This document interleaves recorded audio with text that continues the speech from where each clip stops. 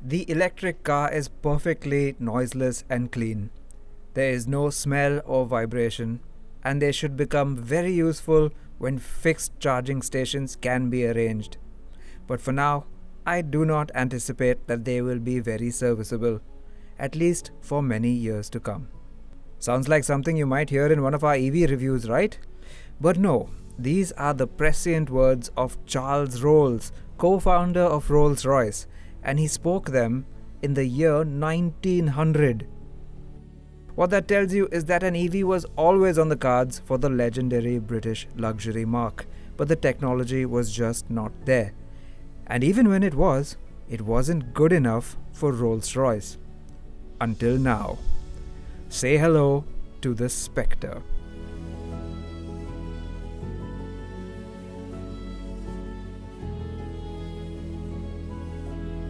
A breathtaking sight indeed, but tell us in the comments what you think of the first ever electric Rolls-Royce. And if you like this sort of thing, stay subscribed to Autocar India.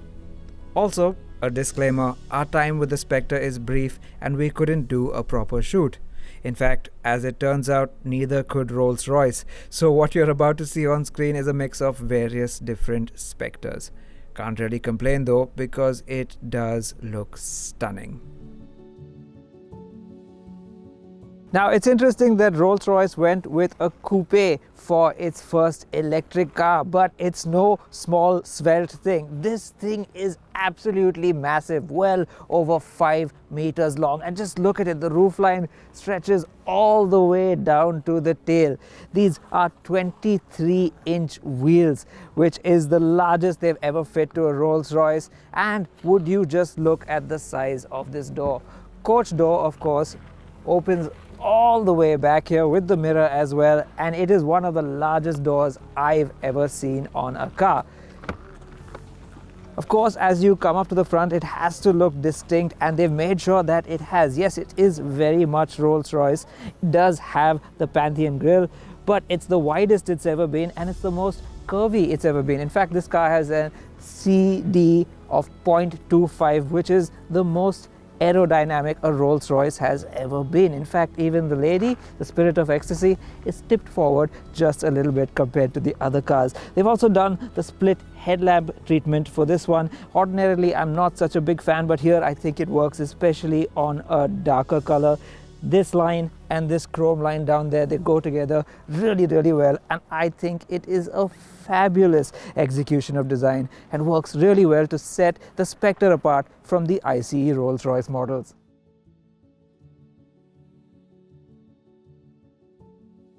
We'll talk more about the cockpit once we're out on the road, but before that I have to show you the back seat. Now, ordinarily, when you think of a coupe, you really don't think about the back seats at all. In fact, you pretty much discount them. They either aren't there at all, or if they are, they're probably too small to use by adults. But not in this case. No, the Spectre is a Rolls-Royce, so all 4 passengers must be comfy. And that is truly the case here, because as you can see, even in these rear seats, I've got more than enough space. Sure, it's not as much as any of the limousines or the SUV, but there's plenty of knee room, pretty good headroom, and it's got all the creature comforts you want. I mean, it's got heated seats, it's got dual zone climate control for the rear. Yes, how many coupes do you know that have 4-zone climate control? And yes, it's even got its own set of speakers. And get this, rear windows in a coupe. I haven't seen that in a very long time.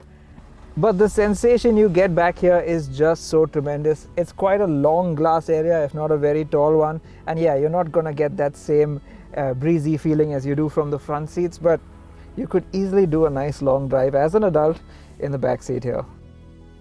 With that, let's explore the tantalizing prospect of driving a Spectre. I'm sure it's not going to be your average EV experience. I mean, how could it be? It's a Rolls. So can it elevate itself above even the existing array of luxury EVs? Also, a fun game for you to play. Count how many shooting stars you can spot flying across the Starlight headliner over the course of this video.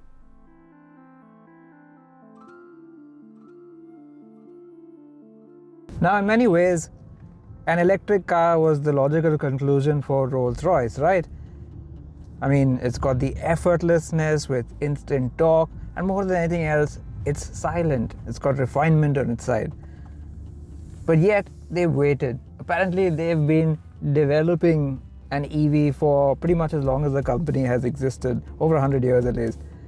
And only now that the technology is here, have they committed to it and delivered the Spectre. And what a thing it is. It's a massive, massive car.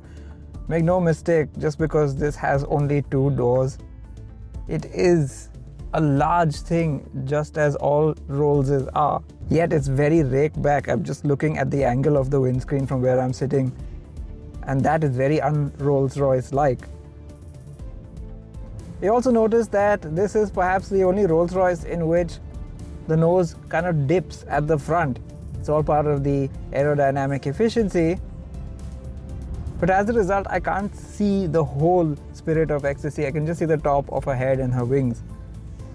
It doesn't give you that ultimate lording over all and sundry feeling that other Rolls-Royce models do. But it certainly feels powerful. It stretches way ahead. Again, this is a big car. And in that sense, that classic Rolls-Royce sensation can still be felt. Visibility is not great. The windows are slim. There's almost nothing to see out the back. And overall, even more so than the big Cullinan, this will be a handful to drive on our crowded and narrow Indian roads. Now you have to remember that this car has been developed with all the might of the BMW group behind it. We've seen already that the i7 is a brilliant large electric luxury car, and this only takes things further.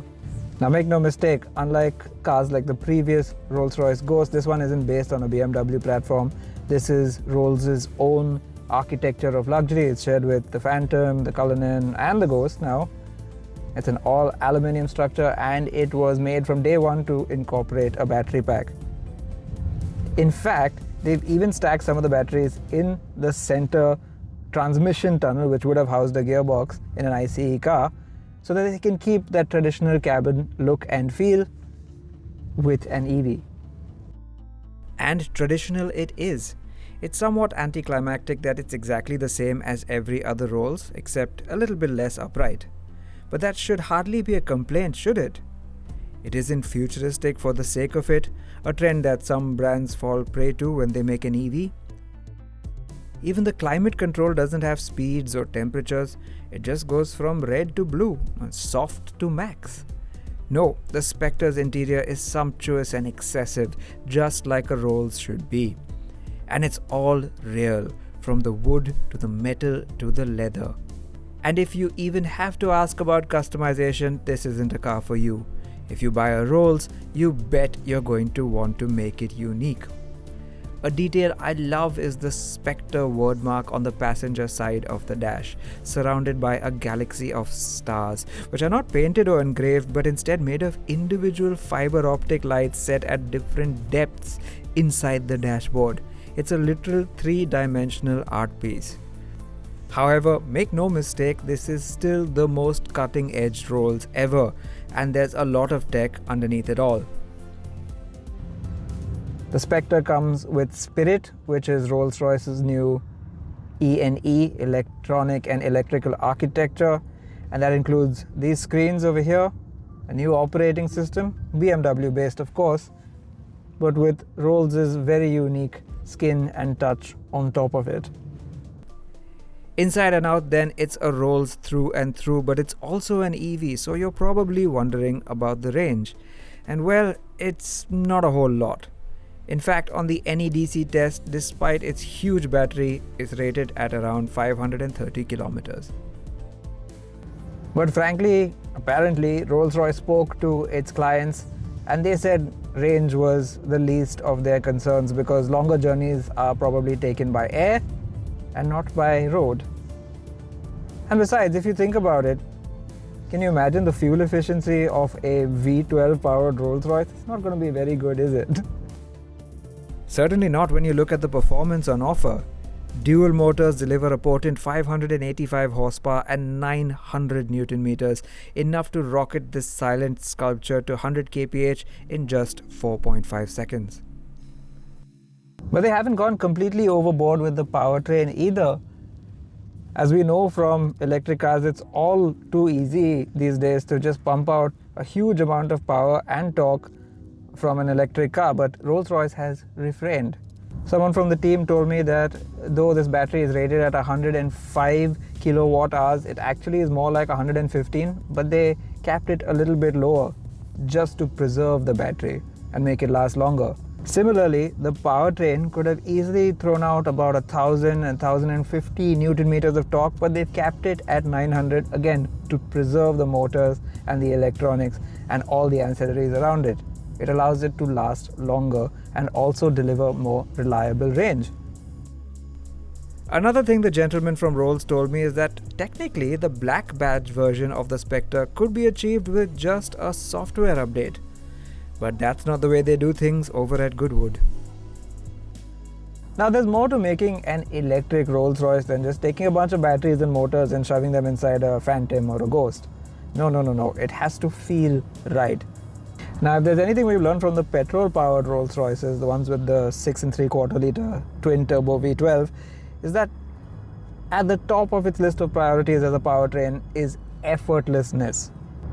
The feeling of moving a large vehicle like this one weighs almost 3 tons by the way, with all those batteries, and moving it effortlessly, that is what a Rolls-Royce powertrain is meant to do. And it's a peculiar thing, let me just tell you. With electric powertrains, it's all too easy to be a very one-note car. There are those that just rocket off the line and keep going towards the horizon. And then there are those that have now started to be a little bit more linear. But this one has to do something altogether more different. It's got to start out slow and then deliver in a big lump. Now to their credit, Rolls-Royce has really tried to replicate that V12 sensation with electric motors, the dual electric motors of this car, but not quite. Yes, it does feel swelling, the power delivery. It starts out small and then it comes in strong. And yes, it is definitely effortless. But I do have to say some of that character, believe it or not, of the V12 is sadly missed. I guess even in the world's most refined cars, a little bit of engine noise and revs and rumble do go a long way. Now we're used to even the petrol Rolls-Royces being quiet and refined, but this is something else altogether. It's kind of eerie, as I suppose a Spectre should be. If the silence is a bit deafening for you, there is a solution. And now, much like BMW has done for its own EVs, it has roped in none other than Hans Zimmer to do the sound of the Rolls-Royce Spectre. In this particular case, it's meant to simulate an orchestra tuning up before a big show. You can turn it off entirely inside the car if you don't want it, but it does always play outside to warn pedestrians and other passers-by that you are arriving. But when you do hear it, it does sound kind of cool. I don't know about an orchestra warming up, it still sounds a bit like a spaceship to me, but hey, it does work. Now of course this car doesn't have anything so vulgar as a sport mode, but they do have a B mode, much like BMW's EVs, where it applies stronger regeneration when you lift off for almost one pedal driving, and stronger power delivery when you floor it. Oh my god. Yeah, it can be very fast when you want it to be. Wow. Without a sport mode, there's no way to tell the car about your intentions for the suspension either. But that doesn't mean the suspension can't keep up. This is a Rolls, so it simply does everything for you. Enter the flag bearer system, which uses a combination of cameras and GPS to predict what's coming ahead and adjust the suspension within milliseconds in real time. Partnered with the advanced planar suspension, it allows for near perfect ride quality even on those 23-inch wheels. And the best part is, it senses when you're driving spiritedly and quietly adjusts itself to suit. Now with a curb weight of around 3,000 kilograms, this car is right up there amongst the heavy hitters, possibly the heaviest of all the Rolls-Royce models. But because its weight is concentrated low down, that's where the battery pack is, it does have some hint of handling. It holds its line pretty well in corners, and a lot of that is down to the fact that the intelligent dampers, the ones that work based on GPS no less, firm up the dampers in a corner and slacken them off as you exit the corner for a comfier ride. Oof, when it wants to move, it can move, huh? You forget you're driving a 5.5 meter, 3-ton vehicle. No longer feels like a boat. It's hunkering down, digging into corners, and I'm going to have to dial it back a little bit because we've reached some really narrow roads. And as fun as this is, and it is fun in a Rolls-Royce, I think I should take it a little bit easy. As I've grown more comfortable with the Spectre over my time with it, it has become clearer than ever that the ultimate application for EVs is luxury. Range will improve with time and tech, but the blend of refinement and effortlessness is something that batteries do even better than petrol. And as the Spectre has shown, there can be character too. Of course, this level of boundary pushing doesn't come cheap, and 7.62 crore rupees before options ex showroom is what it will set you back by. But in the stratosphere of the market, price matters little if the experience is up to the mark. So yeah, ultimately, if you want a Rolls-Royce that you can drive by yourself and you're willing to take the plunge into electric, the Spectre is the one for you.